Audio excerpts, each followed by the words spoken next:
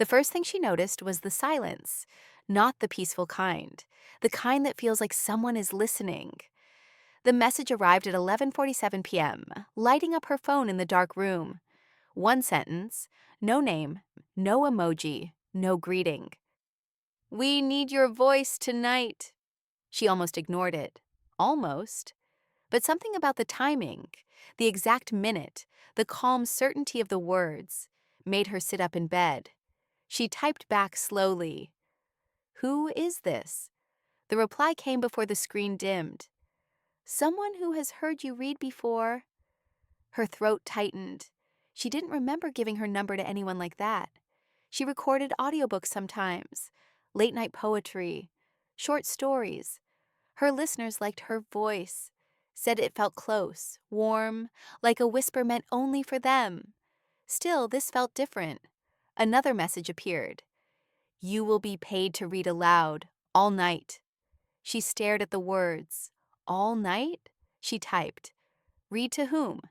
Three dots appeared, disappeared, appeared again. "Someone who cannot sleep without a voice nearby." Her fingers hovered over the keyboard. That line felt too personal, too intimate. Then came the number. It was more than her monthly rent. Her breath slowed. She asked the only question that mattered. "Where?" An address dropped onto the screen. Old part of the city. The kind of place people avoided after dark. Large houses, long shadows, fewer streetlights. She should have said no. But curiosity pressed closer than fear. She put on a plain dress. No jewelry, no perfume. She tied her hair back, grabbed her bag and her phone. As she stepped outside, the night air felt heavier than usual, warm, still, almost expectant. The cab ride was quiet. The driver didn't ask questions. The streets emptied as they moved farther from the city center. When the car finally stopped, she looked up at the house. It was tall, old, dark. Only one window glowed faintly on the upper floor. She paid the driver and stood there for a moment, listening. No dogs, no traffic, just the soft sound of leaves brushing the ground. She rang the bell. The door opened almost immediately. A man stood there, early 30s, clean cut, dressed too neatly for this hour. His eyes moved over her, not in a rude way, not hungry, but slow, careful, as if memorizing details. "You're on time," he said. His voice was low, controlled. He stepped aside to let her in. The door closed behind her with a soft final click. Inside, the house smelled faintly of old books and polished wood. Every sound echoed, the tap of her shoes, her breathing. "You'll be reading upstairs," he said, walking ahead. "You won't ask questions. You won't touch anything that isn't given to you." She swallowed. "And if I want to leave?" He stopped halfway up the stairs and turned. "You won't," he said calmly. The way he said it wasn't threatening. It was confident, as if the decision had already been made. For her. They reached the upper floor, a long hallway, heavy curtains, dim lights spaced far apart. He handed her a leather-bound book. "No phone," he added, holding out his hand. She hesitated, then placed it in his palm. "The person you'll be reading to may not respond," he said. "Do not stop reading unless instructed. Your voice is the only thing keeping him settled." Her pulse quickened. "Who is he?" she asked before she could stop herself. The man's eyes flickered, just once. "Someone who listens very closely." He opened a door at the end of the hall. The room was large but dim, lit by a single lamp near the bed. Heavy curtains blocked out the city. The air felt warmer here, thicker. A man lay on the bed, turned slightly away from her. She couldn't see his face clearly, only the rise and fall of his chest beneath the sheets. Still, silent. "He can hear you," the assistant whispered. "Even now." Her skin prickled. "There's a chair," he said, pointing. Sit close enough that he doesn't feel alone, but do not touch him. She sat. The chair was closer to the bed than she expected, close enough to feel the warmth of his body, close enough to hear his breathing change when she shifted. The assistant placed the book gently in her hands. "Start reading," he said, softly. She opened the book. The pages were old, yellowed at the edges. No title, just text. Her voice came out quiet at first. Careful. As she read, something strange happened. The man's breathing slowed. Not asleep, not fully awake, just listening. Her voice steadied, deepened. The words flowed more easily now. Each sentence felt like it landed somewhere unseen, somewhere private. She became aware of how close she was, how the space between them felt charged, not sexual, not yet, just intimate, like being heard in a way most people never are. Minutes passed, then an hour.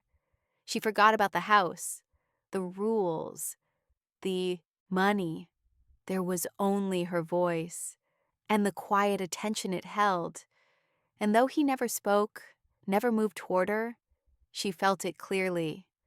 She wasn't just reading to him. He was consuming every word. And outside the window, the night pressed closer, as if it too was listening. Her voice had settled into the room, but the room had not settled back. Each word left her mouth and seemed to linger, hanging in the warm air before sinking into the man on the bed. She could feel it now, the way his breathing adjusted to her rhythm. When she slowed, he slowed. When her voice dipped lower, his chest rose deeper, heavier. She did not look at him directly. Not yet. The book rested open in her hands, its spine cracked from years of use. The story inside was strange, not frightening, not comforting either. It spoke of long journeys, of people who waited in silence, of voices that arrived at night and stayed until morning. The sentences felt chosen, as if they knew where they were being read. She shifted slightly in the chair. The fabric of her dress brushed against her knees, loud in the quiet. Instantly, his breathing changed. Sharper, more alert. She froze. The assistant's warning echoed in her head. "Do not stop reading." So she didn't. Her voice continued, steady but softer now, as if speaking closer without actually leaning in. The nearness between them felt intentional, almost designed. She could sense the outline of him beneath the sheets, the heat of his body bleeding into the space between them. Minutes passed, then more.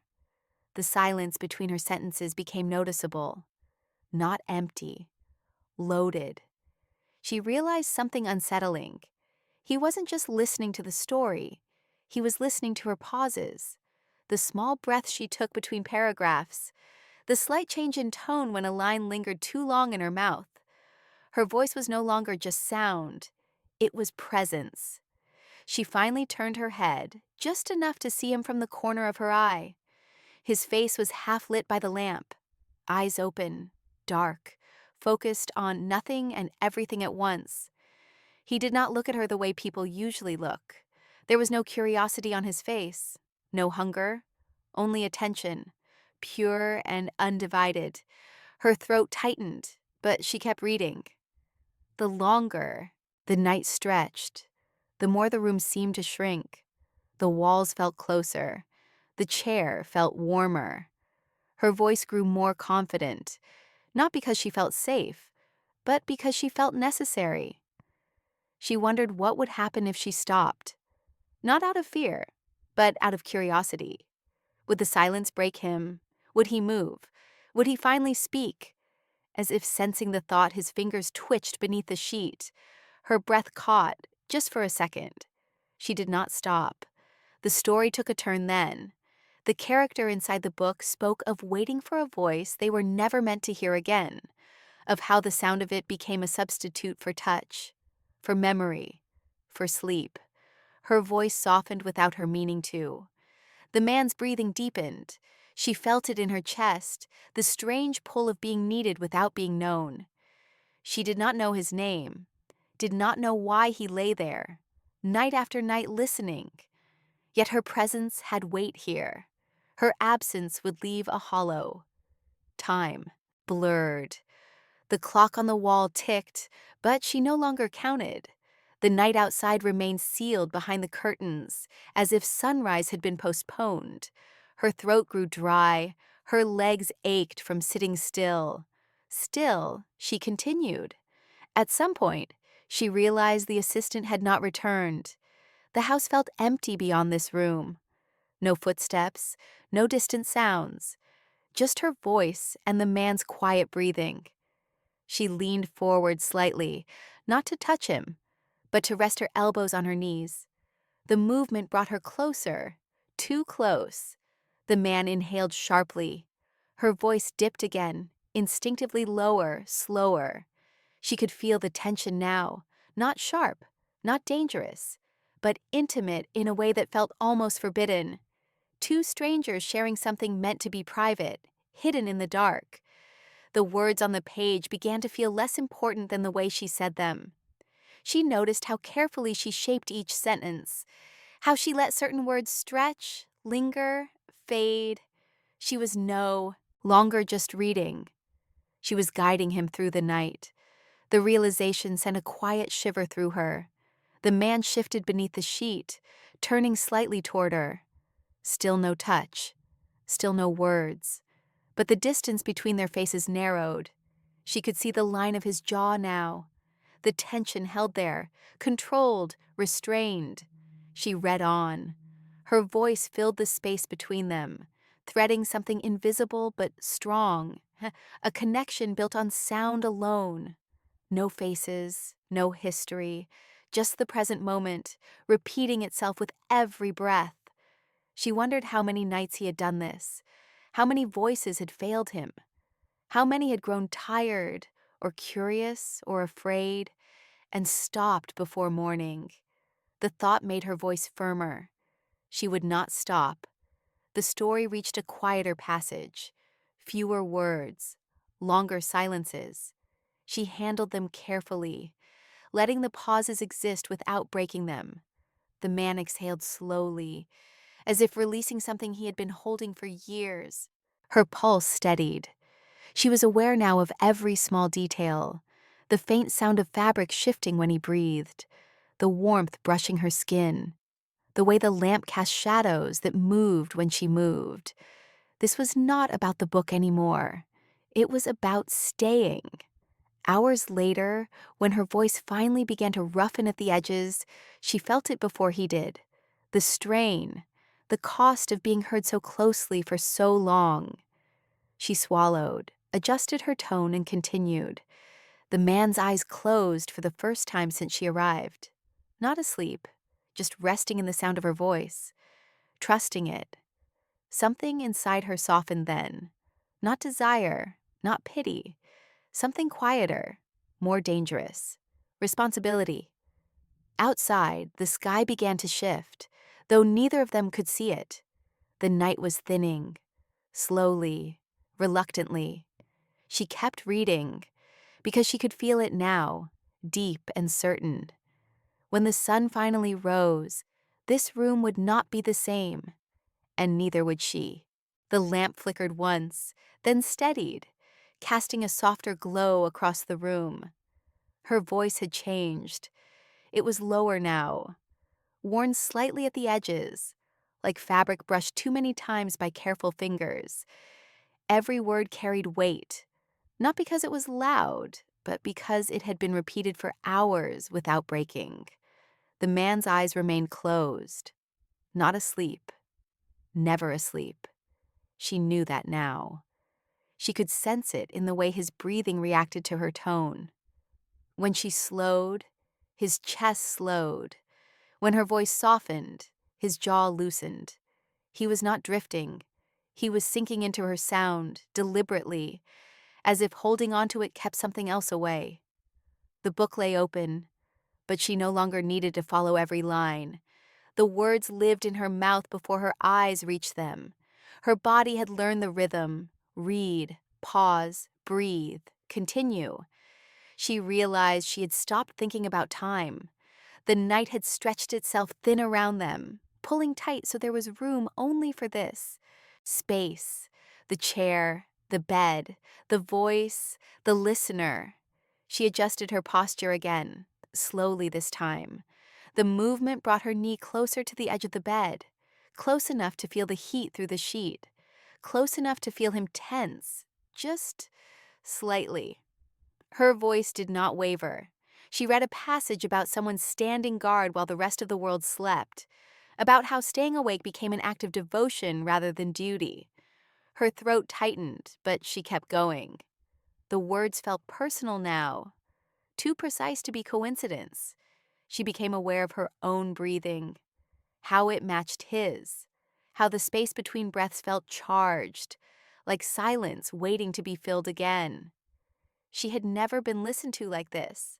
Not by friends, not by strangers online, not by anyone who depended on the sound of her voice to remain intact. The realization sent a quiet heat through her chest. She leaned forward a little more, resting her forearms against her thighs.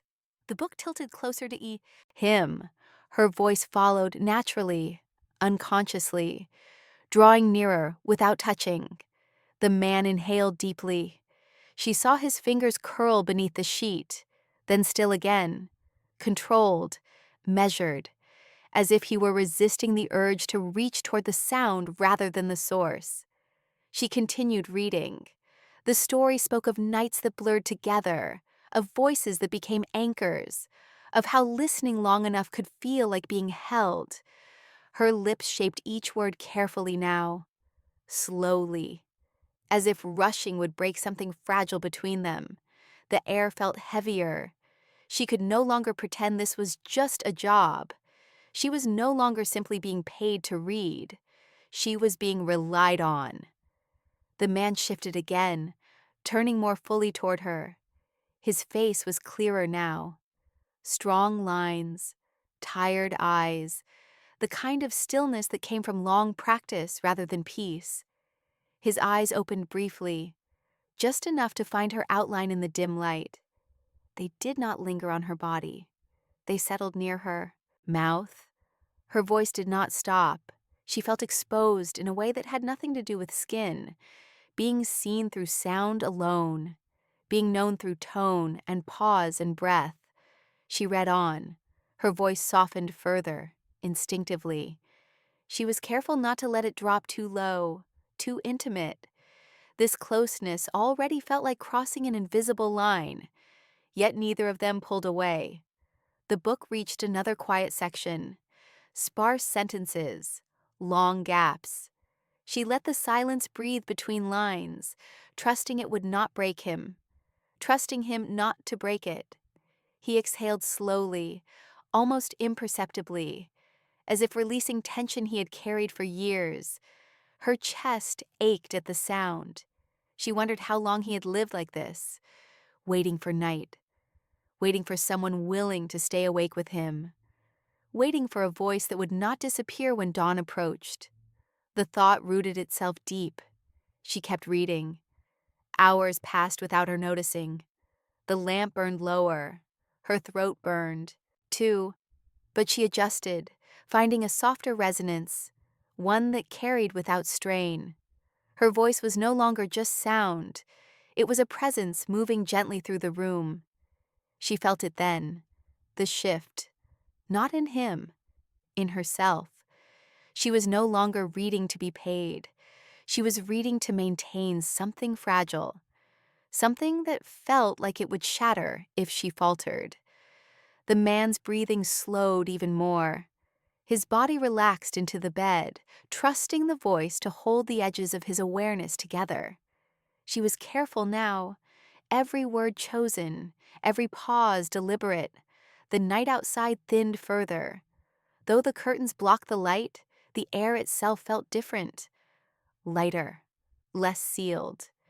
She felt a quiet panic rise in her chest. Morning was coming. She did not want to think about what that meant. The assistant's rules returned to her mind. Read until sunrise, no interruptions. She wondered why. Why her voice mattered so much at the edge of night and morning. Why this moment felt like a balance point. Her voice steadied, deeper, stronger. She would not let it break. The man's lips parted slightly as if he might speak. Her heart jumped, but no sound followed. Just breath, just listening. She continued. The book neared its end. She realized with a subtle jolt that there were fewer pages left than she remembered. Her fingers tightened around the cover. She slowed her reading, stretching the sentences, letting each word settle fully before moving on. The man's eyes remained closed now, his face calm but alert beneath the stillness. The dependence between them had become unmistakable. Not emotional, not romantic, essential. She was the barrier between him and whatever waited when the voice stopped. And as the last hours of night slipped quietly away, she understood something she had not allowed herself to consider before. When sunrise came, he would not be the only one who would have to let go. And that knowledge settled into her, chest heavy and irreversible, like the first light pressing against a closed door. The air shifted first. Not the light, not the sound. The air itself felt thinner, less guarded, as if the night were loosening its grip on the room. Her voice moved through it carefully, slower now, shaped with intention rather than habit. She could feel the end approaching long before she reached it on the page. The book rested heavier in her hands. Fewer pages remained. Each turn of paper felt louder than it should have, like a signal neither of them was ready to acknowledge. The man's breathing changed again. It was no longer guided only by her rhythm. There was tension in it now, awareness, restraint. She kept reading. Her voice was steady, but something inside her had begun to pull tight, a quiet strain beneath the calm. Not fear, not exhaustion, something closer to reluctance. She did not want the sound to end. The words in the book grew sparse, longer pauses, fewer descriptions, as if the story itself were thinning, preparing to release them back into the world. She handled the silence carefully, letting it exist without breaking it, letting it brush against him gently rather than collapse. The man stirred, not suddenly, not sharply, just enough to tell her he was no longer resting in her voice. He was bracing against what would come after it. His fingers moved beneath the sheet, gripping the fabric this time, not twitching, holding. Her voice softened further, instinctively, though she knew softness might not be enough anymore. She read a passage about thresholds, about moments that could not be extended without consequence, about how some things only exist in darkness, sustained by attention alone. Her throat tightened. She continued. The lamp flickered again, dimmer now. Shadows shifted across the walls, stretching longer, thinner. The room felt exposed, as if the night were slowly pulling away its cover. She leaned forward slightly, closer than before. Not touching, never touching, but close enough that the warmth between them felt undeniable. The man inhaled sharply, then steadied himself. She felt it then, the fracture, not a sound, not a movement, a break in the balance they had held all night. The fragile structure built on voice alone was starting to strain. Her voice carried on, but beneath it ran a quiet awareness that this closeness was temporary, borrowed, meant to dissolve. The book trembled faintly in her hands. She steadied it and read on. The man turned his head fully toward her now. His eyes opened, focused, alert. They did not search her face. They fixed on her mouth again, on the source rather than the person. It felt intimate in a way that made her chest tighten. She did not look away. She read slowly, deliberately, letting each word land and settle, letting the sound do what it had done all night, hold him together. The dependence between them had shifted. It was no longer quiet. It pressed against the edges of the room, heavy and undeniable. She could feel his restraint in his stillness of his body, the way he held himself back from moving closer, from interrupting, from breaking the rule that had kept this night intact. Her voice did not falter. The last chapter of the book began. She felt it like a drop in her stomach. The story spoke of endings disguised as beginnings, of voices that could only exist in darkness, of the cost of being carried through the night. Her lips shaped the words carefully, respectfully. The man exhaled slowly, deeply, as if preparing himself. She wondered what would happen when she reached the final line, whether the silence would rush in all at once or creep forward slowly, testing the space she would leave behind. Her voice continued. The air grew lighter still, almost fragile. She noticed a faint change beyond the curtains. Not light, but the absence of deep dark. The night loosening its hold. Her chest tightened. She did not want to look toward the window. She read on. The man's breathing had become uneven now, controlled but strained. He was listening harder than before, as if trying to imprint the sound into himself. She felt a strange ache at the center of her chest. This was no longer about payment. This was no longer about rules. This was about letting go of something that had never truly belonged to either of them. Her voice dipped lower, softer, drawing the moment out as long as she could without stopping. She stretched sentences, lingered on words that did not need emphasis, gave the night everything she had left. The book neared its end. Her fingers brushed the final page without turning it yet.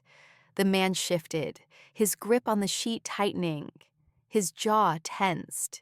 He remained silent, but the restraint radiating from him was unmistakable. She realized then that he had never asked her to stay. He had never spoken at all. Everything between them had existed because she chose not to stop. Her voice carried the second-to-last paragraph. The room felt suspended, caught between night and whatever waited beyond it. She turned the final page. The last line was simple, almost gentle, a release rather than a conclusion. She read it softly, and then her voice fell silent.